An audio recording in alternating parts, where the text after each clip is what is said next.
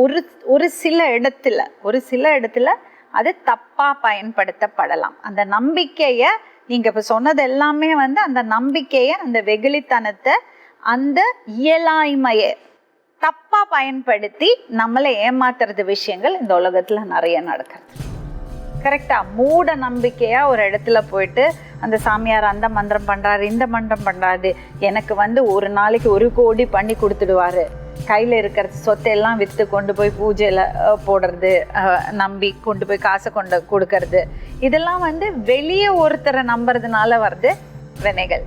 ஆனால் அந்த காலத்தில் இருந்த சித்தர்களும் அந்த காலத்தில் இருந்த குருக்களும் வந்து அது பொய்ன்னு நம்ம சொல்லவே முடியாது இல்லையா? அது வந்து நம்ம பொய்ன்னு சொல்ல முடியாது. ஏன்னா அவங்களுக்கு அந்த ஒரு பவர் இருந்திருக்கு. ஏன்னா அவங்களோட பழக்க வழக்கங்கள், அவங்களுக்குள்ள இருக்கிறது சக்தியை அவங்க உணர்ந்திருக்காங்க. நம்ம மக்களுக்கு என்ன சொல்ல விரும்பணும்னா, நீங்க உங்க மேல நம்பிக்கை வைங்க, உங்க திறமையில நம்பிக்கை வைங்க, உங்க கடின உழைப்பை கொடுங்க.